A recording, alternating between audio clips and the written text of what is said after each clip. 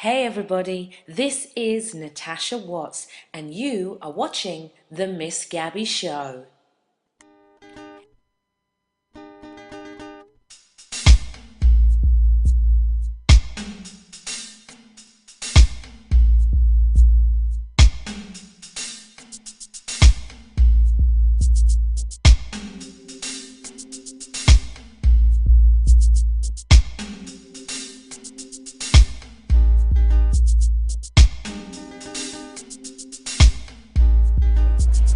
Hi everybody, this is Miss Gabby for the Miss Gabby Show again. You know, home of ZB and Nubia and the Miss Gabby Show. My DJ Kevin Stopper, he's sitting back in the cut today. Today we got to say thank you first before we jump into business. We have to say thank you for Brother Jimmy's. That's where we're going to be broadcasting from today in Murray Hill. We're at 31st and Lexington Avenue. Right. So we want to give them a nice thank you for allowing us to use the space before he opens for business today. Well, yeah, today this lovely lady sitting next to me. We're going to go in and talk about some travel, her book that we have right here, Encounters with Strangers. Her name is Nubia DuVall Wilson. And we're going to have a nice chat today. We've got a lot of things to cover. She's a scholar, very lovely, educated woman. She's traveled over to 40 destinations in a span of a short 12 years. Yeah, and that's just internationally. That's internationally. Yeah, not even domestic stuff. Wow. We're going to jump into it. How are you today? Yeah, I'm well. Really happy to be here. Thank you so much for having me. Thank you for coming. Thank you. Yes. We're going to cover a lot of stuff today. She's got this project. Hopefully we're going to be talking about some upcoming projects and events. Yes. We're going to throw it out there now early so we don't forget. We're looking for some spaces to do book signings. We need to promote. This is a fantastic book. It's fun. It's a fun book. Yes, yeah. Right? You know, it's an easy, fun read. They're all just vignettes. So, you know, each story is about 2 pages long, and the beginning part is all about the subway. Right. So you know how it is when you're in New York City or any city, really. As soon as you get on that train, there is probably a panhandler, there is somebody who probably smells bad, someone who's maybe trying to touch you the wrong way, Right. You know, especially in New York City. I mean, there's just always something. And when I moved back to the city after living abroad, I just said, you know what, I got to start writing about all these crazy experiences that I'm having and that I see happening. So the beginning of the book is about that, and then it goes into just city life. You know, things that happen when you're in restaurants, on the street. And then travel's the next section. As you said, I've been to 40 different destinations internationally, traveled a lot for my job and for pleasure. And so I've had a lot of crazy experiences in London and the Dominican Republic. I have Czech Republic as well, you know, on my honeymoon. And so then the final section is also still travel related. It's when I lived in Taiwan. Right. I was there for 2 years. We're going to talk about that because that's a nice story. Yeah. But I must say that as I didn't get to finish reading the book. No problem. But I'm going to because it was so fun, especially for a person like me. I don't take public transportation. Mm-hmm. So totally understand. Right? Yeah. And I mean, this doesn't explain why, but it definitely, like, I felt like I was there on the train, you know, headed to work or headed home. Yeah. So it was like I was on the train and running into these characters with you. Yeah. Very fun. I really enjoyed it. I'm so glad you enjoyed it. So let's jump into a little bit about you first. Okay. So you're a travel expert. You did a lot of PR work for big name brands like Bacardi. Yes. So that took you a lot of places. Yes, it did. That took you a lot of places. And one of the little stories, we're not going to give you all the stories because you need to buy the book and we'll talk about where to later. Yes. But one of your little exploits of traveling with Bacardi is in there. Yes. The story's in there about being a secret shopper. You have to read it. We're not telling you that story. Yeah, but it was very cute. You went to Barnard College. You graduated from Barnard College. Yes. How was that experience? That was great. My father spent most of his penultimate years in New York City as an artist and musician. So growing up and hearing him talk about New York, originally from Maryland, just influenced me to want to come here and experience it myself. And so went to Barnard, and there's some college years. There's one college year story. in there in the book that you'll have to read. That's pretty funny. But that experience was just great. You know, being able to be in the city and getting a great education that I'll be paying for the rest of my life. But it was worth it. And just getting that experience as a young person and young adult was just amazing. And that's why I left for 2 years to go to Taiwan, but I came back because I wanted to continue to have that amazing fast-paced life that you have here. Right. Now you majored in journalism. That's what your degree is in. Yes. How did you go from majoring in journalism to becoming a public relations expert? Yeah, I know. People always ask me that. So yeah, you know, I'm obsessed with writing. I started writing at a really early age, and I'm also just a big avid reader. And I think, and when I was in college, I studied English, and I interned at a lot of magazines. I was at YM magazine, you know, before it folded. I was at newspapers, and that was really the direction I wanted to go in. And I think what happened was I went to Taiwan, and I had all these different experiences there, and I had a taste of PR and marketing because I was working at a social club that was new, and we didn't have a lot of members. I was like crickets every time I went to class. Like, where are the students? You know, this is crazy. And so I worked with their marketing team to help them get more members, and I was doing a TV show on MTV Asia. We did radio work. And through those experiences, all of a sudden I realized, wow, I have some other skills that I never really thought that I had in addition to writing. So, you know, even though I came back to New York after that experience, and I still had the dream of being a journalist. So I did go to, my first job was at Real Simple under Time Inc., which was an amazing experience, one of the best magazines to work at if you're going to be in New York City. And then just things happen, and I realized, you know, I'm more interested in PR and marketing as well as writing, and so I just decided, all right, let's see where this will take me. Through networking, I got my first job doing PR for Bacardi Travel Retail. Nice. Now, as you mentioned, you were in Taiwan for quite some time. You speak fluent Mandarin, which is almost. It's advanced. It's advanced Mandarin. Okay, it's more Mandarin than I can speak. I can't speak any. But you taught English over there. Yes. And I will say this: that's in the book also. Yes, there's a story about that. And going to the nail salons here, the Chinese nail salons that do your nails. I always wonder, where did they get their names from? Because I'm sure their name wasn't Lisa or Janice. No. So to read a particular story, and they're like, Bobo, Beatrice, Bobo, Parasite. Bear. Yeah, right? you know, you're like, where are these names coming from? And that's something. It's just a cultural difference, or I don't know if it's a cultural difference, but you when you meet the Taiwanese, and I'm sure this happens in mainland China too, when you get their American names, sometimes it's just a little weird. You're like, oh, Bear? Really? Why did you choose that?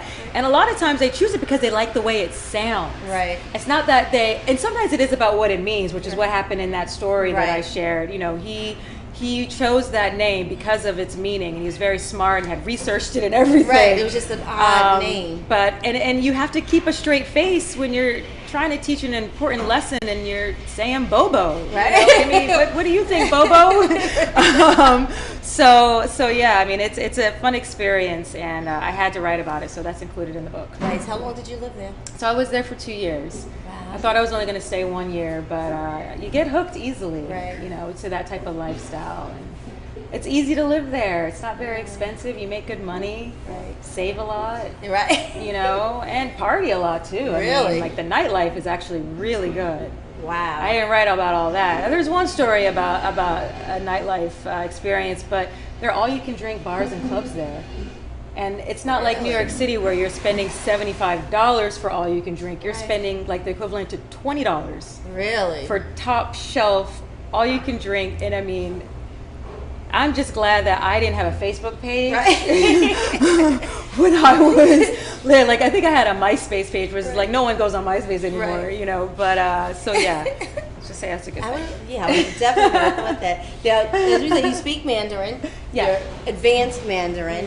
Right. You lived in Paris also, so you Yes. dabbled in Yes, French. yes. Are you fluent in French? No, I'm not. I took French for many years from middle school and up through high school, and then I switched to Spanish in college. But so I'm more like functional French. You know, I can read it really well, but it's just basic. I can get by. You can live and get by. I can live and get by, but it's not. I have a hard time understanding it when I hear it. You know. Okay. It's not. It's just. It's a beautiful language. Right. But I would have needed to study it a little bit more. But you are fluent in Spanish. Yeah. Oh, I love Fluent in Spanish. Yeah. And you even speak a little Arabic. Yes, I do. Which is random. Okay. It's random, but it's because of my father, who was one of those, you know, black freedom fighters living in Yes. Harlem in the 60s, hanging out with Malcolm X. Right. So yes, I know how to say the Fatiha in Arabic Okay. and a couple of other things. Yes, so. I'm Muslim, so Yeah, you know, I if I'm- dabble. Exactly. I'm not holding a conversation. Yeah, I I can't do that. a conversation, but if you're ever in trouble, you know Right. the right things to say. Exactly. to make things all right. Did you live abroad there also? No, I do not. No. Are you going to plan on going to Iraq or? I'd love to. You know, yeah, I would really love to. I mean, I want to go everywhere. Right. You know, I wouldn't say no if someone offered to send me over there. I would definitely go. But one day, you know, in the future. Nice. What are we doing over here? Okay. So now, like you said, you wrote for a couple of magazines. You wrote for Real Simple. Yes. Yes. You wrote. Yeah, you're a serious journalist. Yeah, I mean, I was there for 3 years and did a lot of writing for them. I mean, I started out entry level when I was there. Okay. And then I continued to freelance a bit. I wrote, you know, a weddings article for New York Magazine, which was fun, and I've done some other working with artists, up-and-coming artists, working for some local outlets here in New York City. And now I'm going to be writing for an online magazine that was launched in 2006 by a man named Fayon Spurlock. It's called Luxurious Prototype. Okay. And it's a really beautiful blog turning to more into like a lifestyle magazine now. He covers everything from fashion to restaurants, and he has a travel section, and I'm going to be helping to expand that section for him, talking about luxury travel, domestic and international. Nice. Any future preferences for maybe like a video travel blog? You know, whereas maybe just instead of a paper book, the book Right. will be all video of where you've gone, and Right. instead of being in words, the story will be just straight video. Yeah, you know, I think I think you brought up a really great idea, and I have thought about that. You know, I'm trying to think about what's the next level. What do I want to do moving forward? And I think that I'm really enjoying video, being behind the camera. I did it a bit in Taiwan, and now I'm doing it more as I continue to publicize my book. So it's just a matter of, you know, going out and doing it. I have a lot more free time now. Right. I'm transitioning back into more travel writing. So, you know, be on the lookout. You may see some more stuff from me on my blog. Nice. That would be interesting for people who can't either afford to travel. And we're going to talk about how travel can be made economical and Yeah. affordable in some of the places we go to, because as we're transitioning out of the winter into the spring and summer, where we're going. I will be doing a 7-day cruise next year through Nice. Europe, through the Mediterranean. So you're like the perfect person to talk to. Yeah. One of the places I did tell you was going to was Cannes. Yes. And you've been, you loved it. Let's Cannes talk is about amazing. Yes, I was there representing a Hotel Martinez, which actually was just recently bought by the Hyatt Group. So the name has probably changed since then. But anyway, Hotel Martinez was known for, that's the hotel where all the celebrities stayed during Cannes Film Festival. So you've got these amazing suites and great beach property. So I mentioned to you, when you go, you definitely have to venture to that side of the beach. Okay. And stay over there. The food is amazing in Cannes. The scenery is great. Amazing shopping. I mean, the luxury boutiques that are along that main strip. Good luck with your credit card, girl, because I mean, you're gonna wanna buy everything. I'm always prepared for that. I'm a shopper. I'm like the swipe master. Yeah, so I'm okay, prepared for that. I'm okay, the swipe good, master. good. That's expected. Yeah, and the nightlife there is pretty good too. Okay. Yeah. So we have to go out to some of the bars. That's and gonna be a cruise. I restaurants. don't think I'll be over there for the nightlife. So Oh, I yeah. like the cruising because it allows us to stop in different ports and see for the day, and then that's how I make up my mind if I want to go Yes, you're right. for a full week or for a 4-day trip to certain places. I think that's how I really dabble. smart. I think that's really smart because sometimes you go to a place you don't know what to expect when you Right. get there if you've never been there before. But cruising is a good way to do that. Right. Now, what about Barcelona? That'll be a stop also. Okay, Barcelona is the birthplace of tapas. So, and tapas, for those who may not be as familiar with it, Spanish they're cuisine. these little plates. They're like appetizers, and the tradition came from going to bars. The tradition came from going to bars, and the bartender would give you a little plate on top of your glass of wine or your cup, and the little plate would have a snack, basically. And so that was a tapa. And you can go and get amazing tapas everywhere in Barcelona and reasonably priced too. You know, you're spending you can spend as little as €2 for a tapa on up to maybe €5. I always say wine is cheaper than water in Right. Spain. Do not bother with bottled water, just keep drinking the wine. And also amazing architecture. Okay. So when you get off the boat, you know, definitely take a look around. Las Ramblas is one of the main avenues there, and you can walk up and go to see some of the Gaudi architecture. Okay. And Gaudi is their famous architect, and he just did amazing, surreal, you know, funky looking, colorful architecture in the city. Nice. Yeah. All right. And what about I know we're going to be stopping in Paris. Oh, you are. Yes, we're stopping Oh in Paris. my goodness. We're going through Florence. Okay. I can't wait. Like, I'm gonna have to brush up on. I might be hitting you up soon because I may need to brush up on my French. Yeah, sure. I need a can little give you some conversational good- French. Some good things to say. know? And yeah, for sure. I mean, you have to know you like enchanté, you know, Why like, does it sound so pretty? She says that so sweetly. It's so or just sweet. even the basics. Merci. I can only count un, deux, trois. Like I learned that when I was Okay, little. counting is good for money, and if you want to, you know, if you want to negotiate, if you're buying souvenirs or something like that. But I think more importantly, if you're going to eat, it's good to know just a lot of the food, Okay. because sometimes it's hard to just translate to English for the people who are working in the restaurant what it is that you're eating. So And I don't want to be giggled at. It's always funny when we travel abroad and we're trying to pronounce something in the native language and they're like, Yeah, I know. Well, and the French are known for answering you in English when you say Okay. something in French. I mean, and I think they're getting better at it. I mean, there was a time when first I went to France, I was in Paris, and granted I was younger, but I felt like every time I tried to say something in French, someone was laughing at me. Right. Whereas now, you know, I think they're not as snobby about it. Okay. I mean, it depends on where you're going to as well. But no, Paris is great. You'll have a good time. yeah, I'm sure they don't want you mutilating the language. Yeah, no. Well, I mean, So- you know, they have a lot of pride. They have Right. a lot of pride about their French language and their French food, and so I think for you, what will be good is maybe knowing where you want to go ahead of time, just to make the most out of it. Paris is a huge city. Okay, well, I've only got a couple of hours to Yeah, cover. yeah. So where would you suggest? Well, it depends on what you want to do. If you want to, you know, there are different areas. There's the more Middle Eastern area. There's like a Moroccan area. There's just shopping if you just want to shop. No, I do a little shopping. This is because I'm with family. So we tend to do some shopping. We tend to do some sightseeing. And then I like to find the beaches everywhere I go. Okay. I like to scuba and snorkel. So Okay. I like to see the reefs in different places. Okay. Well, I mean, for Paris, why don't I do this? I'm going to put a list together for you that is going to kind of give you more details on what I think you should do. Okay.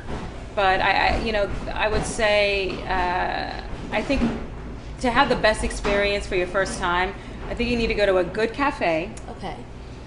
To do some people watching. Okay. And I think you need to go somewhere that's very like more maybe more local, not so touristy. Yes. You know, so you can really have more of a flavor of what it's like to be there, and do some shopping, but not too luxury. Because I actually think that going to Champs-Élysées, that's where all the luxury shopping is. Go and see it, but you can actually have a more hip experience going to some of the other outer areas to experience more.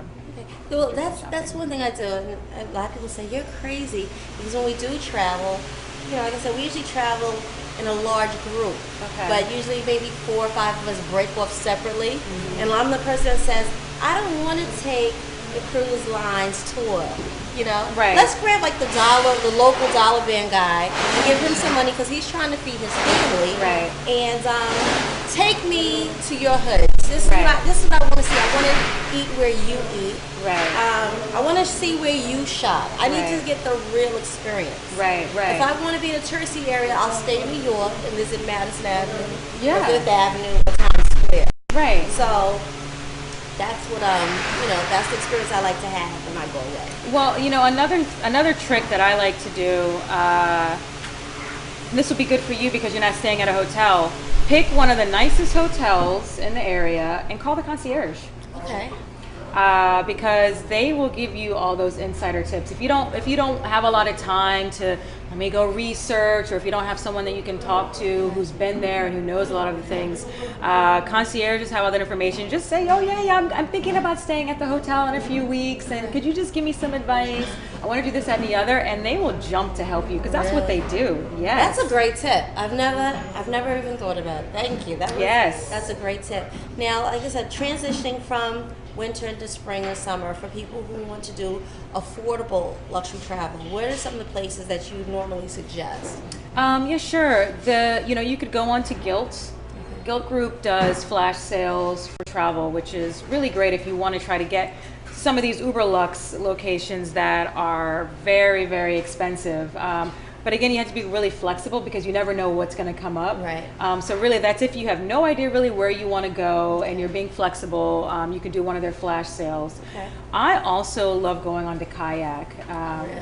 which I don't know. I assume maybe a lot of people know about it, but maybe not. I think more people are familiar with Expedia or Orbitz.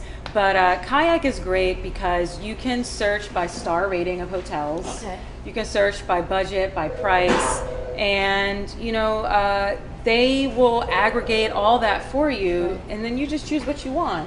Well, what